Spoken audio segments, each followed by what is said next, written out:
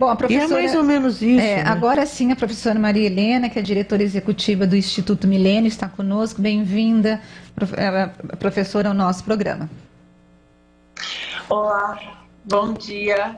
Bom dia. Bom, eu quero que a senhora comece falando sobre a análise que vocês fizeram sobre o uso do fundão, quando ele estava em 1 bilhão e 700 milhões, e como que foi distribuída essa verba. A impressão que eu tive lendo, né, o trabalho de vocês é de que existe uma disparidade na distribuição dessa grana, né? Sim, sem dúvida. O que a gente encontrou foi que esses recursos eles são muito concentrados em pouquíssimos candidatos. Então, o estudo foi feito para 2018 porque foi o único ano que a gente teve eleições para o Congresso depois que o fundo eleitoral começou a vigorar. E a ideia do fundo eleitoral de você utilizar recursos públicos para financiar campanhas de políticos seria de democratizar o acesso, né, de todos ao poder. E o que a gente vê é exatamente o contrário. Esses recursos eles são concentrados em pouquíssimos candidatos. Para ter uma ideia, a gente abriu por partido como que foram direcionados metade dos recursos de cada um desses partidos. E 9 partidos, a gente viu que teve uma concentração de metade dos recursos em 5% dos candidatos. Ou seja, como se cada um em 20 recebesse metade daqueles recursos.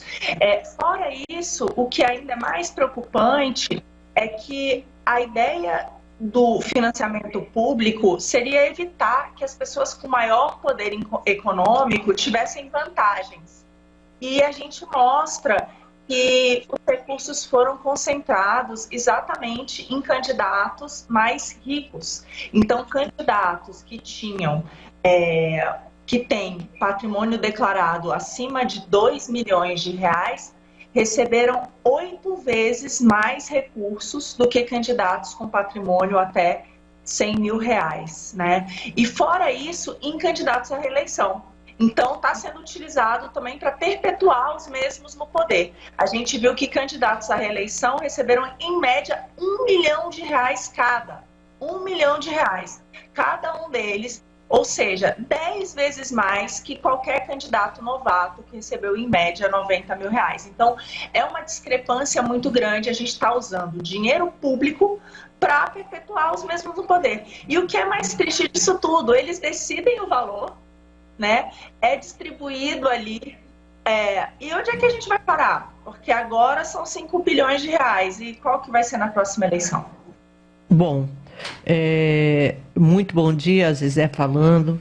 Quer dizer, no fundo, nós sabíamos que seria assim, né? Enquanto a gente tivesse estrutura do presidente do partido decidindo tudo, a gente vai ter esse tipo de comportamento por parte dos políticos, e a renovação tão esperada, esquece. Ou ela vem por nós mesmos, assim, a gente pregar, a gente escolher, a gente fazer campanha, porque eles vão continuar privilegiando a turminha deles. Agora, com essa nova legislação da federação, qual é a sua impressão? Você acha que vai dar uma melhorada nisso? Ou vai piorar ainda mais?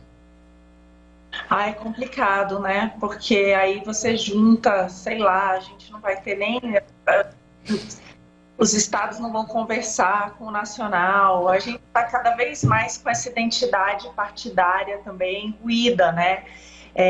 Esses recursos públicos, um dos problemas que a gente tem de tanto dinheiro assim para financiar a campanha com recurso público é que você acaba afastando os partidos das suas bases, né?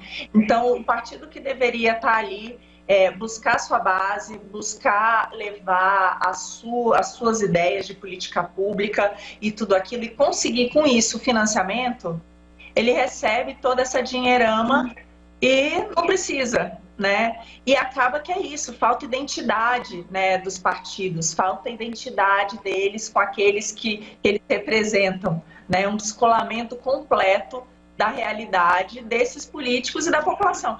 Tanto que foi muito interessante, porque a gente fez uma pesquisa junto à população, né? A gente fez uma pesquisa de opinião pública e mostrou que 9 entre 10 brasileiros acham que esse valor de 4,9 bilhões deveria ser reduzido no julgamento do STF. Então, mostra o descolamento completo dos políticos e daqueles que eles representam. Então, e eu não vejo como que essa ideia toda da campanha de você poder ter de novo essa junção de partidos, né, ali na disputa nos estados, etc., pode ajudar nesse sentido, infelizmente. Nós estamos entrevistando a professora Maria Helena, ela é diretora executiva do Instituto Milênio, que fez um estudo sobre o uso do fundão e também uma pesquisa junto aos brasileiros para saber qual é a opinião.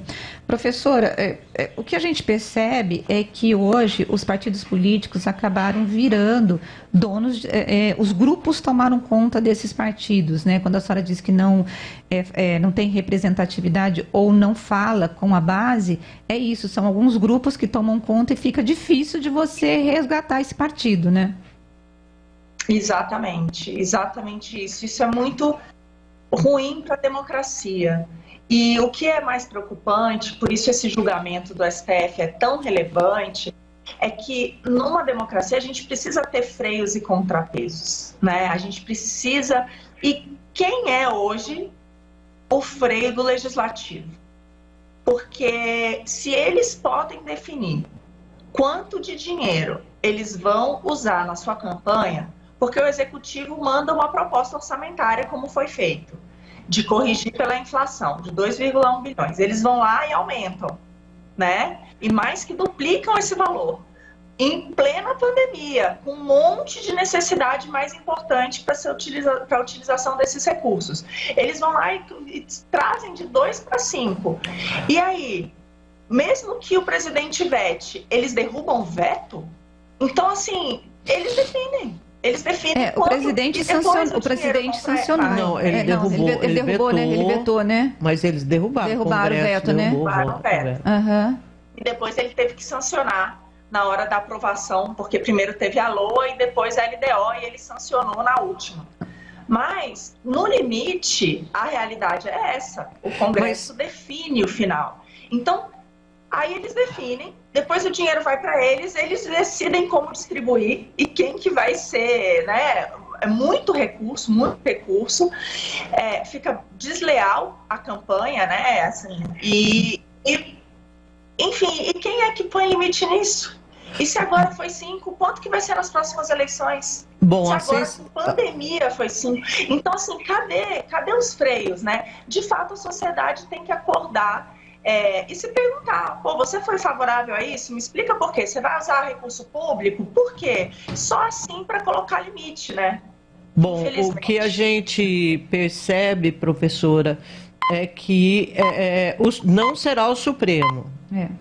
O julgamento ontem, né? Ele foi suspenso com 5 votos contra a ação do Novo e 1 voto só do André Mendonça a favor da ação do Novo, que pede aí que esse valor seja de 2 bilhões e 100 mil reais. Bom, exatamente, milhões. É uma tristeza, né? A gente já teve 5 votos a favor de manter e argumentando isso, que é importante para a democracia, argumentando que o Congresso, então, tem realmente o direito de definir quanto, como alocar e não tem nem limite. Então, infelizmente, eu acho que o Supremo não escutou a voz das ruas, mas é isso, eu acho que nós, como sociedade, temos que manter, né, essa voz elevada. Assim. Professora, me fala os dados da tua pesquisa, porque a gente já está indo para o final da entrevista, só para a gente poder ver como que o brasileiro enxerga essa questão do fundão. Então, a gente primeiro perguntou o que achava do valor de 5 bilhões e 9 entre 10 acham que esse valor é muito elevado e que deveria ser reduzido. Quando a gente pergunta de quanto deveria ser, olha que interessante, a gente tem ali cerca de 8, assim, a gente tem 8 em cada 10 brasileiros que acham que deveria ser de até milhão de reais. 1 milhão, e eles estão propondo 5 bilhões. Quando a gente pegou, 3 em cada 4 são contra o financiamento público de campanha, usar recursos públicos, os nossos impostos, para financiar campanha de político. E quando a gente pergunta palavras para eles descreverem o sentimento em relação a esse fundo, as palavras são roubo, injustiça, absurdo. Então, enfim, isso mostra como que os nossos políticos e agora também o nosso judiciário está descolado desse sentimento, está descolado de fato do que a população está tendo. Bom, a gente viu também que esse assunto uniu bolsonaristas, petistas, quer dizer, o que a água com o óleo se misturou numa boa, né? Mas essa infelizmente é uma verdade, né? A gente vê aí que para muitos projetos, não necessariamente os melhores para o Brasil, todos se unem. Professora, muito obrigada por falar conosco aqui no Bastidores do Poder. Quero agradecer e um bom carnaval e um bom feriado para a senhora. Muito obrigada, um bom dia a todos.